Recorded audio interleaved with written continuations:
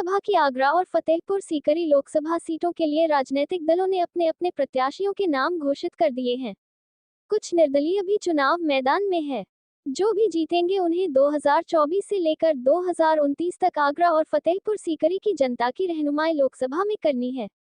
सांसद के रूप में अपनी पार्टी और सांसद के रूप में मिली जिम्मेदारियों का निर्वहन उन्हें करना है, लेकिन साथ ही आगरा और फतेहपुर सीकरी की जनता के द्वारा की गई अपेक्षाओं को भी उन्हें एक सांसद के रूप में भारत सरकार के समक्ष उठाना है। आगरा जनपद से जुड़ी समस्याओं या जन अपेक्षाओं को लेकर सिविल सोसाइटी ऑफ आगरा ने आगरा का एजेंडा जारी किया है।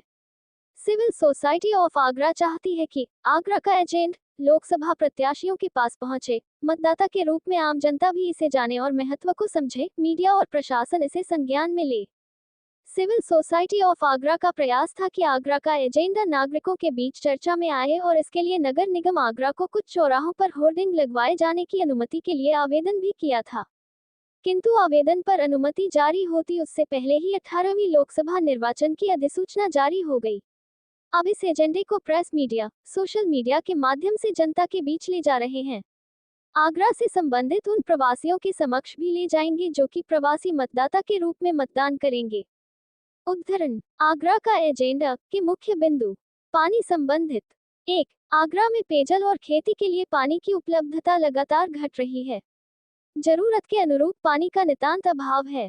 पाडला फाल जिला बुलंदशहर से आगरा के लिए पाइपलाइन से गंगा जल आता है, लेकिन वह बहुत ही सीमित जरूरत को पूरा करता है। भविष्य की जरूरतों को दृष्टिगत कार्य योजनाएं बनाई जाएं। 2. जल निगम की मूल योजना के अनुसार गंगा जल का उपयोग सीधे आपूर्ति के साथ ही जीवनी मंडी जलकल से में शोधित यमुना जल का प्रदूषण कम करने को भी होना था, लेकिन अब तो जीवनी मंडी जलकल में शोधन कार्य ही पूरी तरह से बंद हो चुका है। यही नहीं, 1888 से आगरा की जनता को यमुना जल की आपूर्ति करने वाले इसके परिसर को खुर्द-बुर्द होने से बचाए रखना ही अपने आप में एक चुनौती है, जिसे लेकर जनप्रतिनिधियों से प्रतिबद्धता अपेक्षित है। 3. आगरा में पानी की उपलब्धता और भूमिगत जल स्तर हिमालय के ग्लेशियरों से पोषित यमुना नदी और करौली की विंध्या पहाड़ी श्रृंखला की जलधाराओं से पोषित खारी, पार्वती और ओटंगन नदी की जलधाराओं पर ही निर्भर है। खारी नदी और ओटंगन नदी में पानी आना बिल्कुल ही बंद हो चुका है। राजस्थान इरिगेशन विभाग ने इन नदियों का पानी पूरी तरह से रोक रखा है। आगरा के जनप्रतिनिधियों, खासकर फतेहपुर सीकरी सीट के प्रत्याशियों से अपेक्षा है कि राजस्थान में रोके जा रहे आगरा के पानी की सुचारू करवाने के लिए ऊपर जल शक्ति मंत्रालय और भारत सरकार पर दबाव बनाएं। Airport shifting. 4. Civil enclave Agra देश के एक महत्वपूर्ण वायुसेना परिसर में स्थित है। राष्ट्रीय सुरक्षा हित में इसे तत्काल वायुसेना परिसर से बाहर लाया जाए।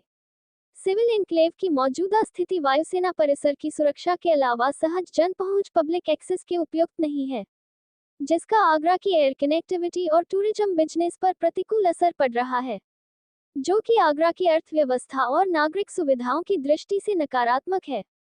5. वायुसेना परिसर से सिविल एन्क्लेव को शिफ्ट करने के लिए धनौली, बलहेरा और अभयपुरा गांवों में जमीन प्रशासन के द्वारा उपलब्ध करवाई जा चुकी है।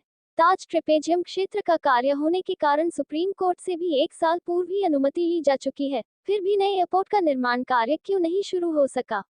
अतः आगरा की जनता की अपेक्षा है कि सांसद इस मुद्दे अब तक चली आ रही पर्दादारी मुक्त कर दमदारी से धनौली में सुविधा संपन्न एयरपोर्ट बनवाने को स्वतः संकल्पित हों। टूरिज्म, सनातन संस्कृति संबंधित। 6. यमुना तटीय गांव मानगरोल गुर्जर अचनेरा विकास खंड वेदव्यास की जन्मस्थली है। यहाँ उनका एक मंदिर भी है। यहाँ तक पहुँचने के लिए साइनेज लगवाए जाएं और टूरिज्म डिपार्टमेंट से इसके विकास के लिए कार्य योजना बनवाई जाए। वेद व्यास ने सनातन संस्कृति का आधार ऋचाओं का वेदों के रूप में स्वीकृत किया था। 7.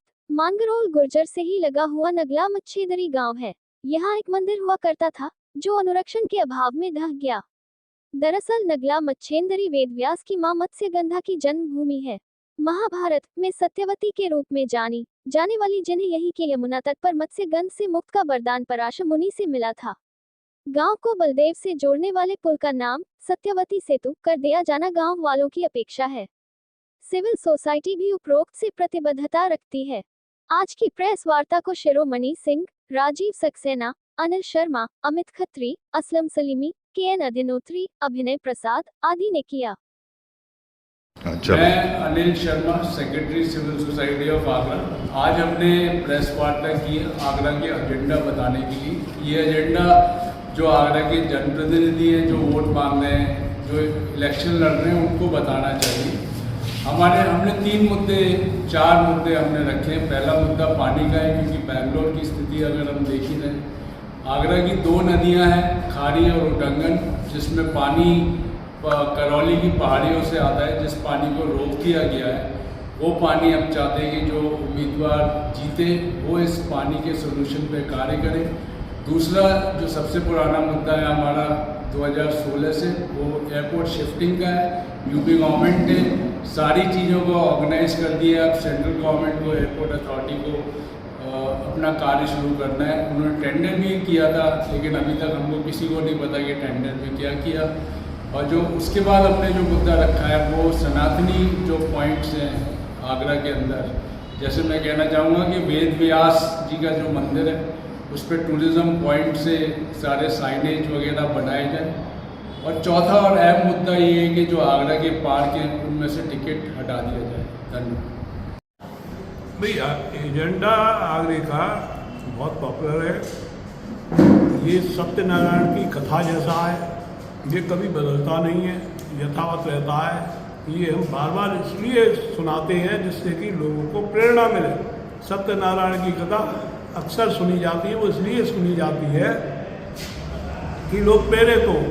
भागवत कथा हम इसलिए सुनते हैं, वो कभी नहीं बदलती है, वो ही रहती है। भगवताचार्य वाचक भले ही बदल जाए, वो यथावत रहती है, उससे प्रेरणा मिलती है अच्छे कामों को। ऐसे ही आगरे का एजेंडा जनमानस से जुड़ी समस्याएं, शहर के ढांचागत सुविधाओं से जुड़ी समस्याओं के समाधान के लिए प्रेरित है।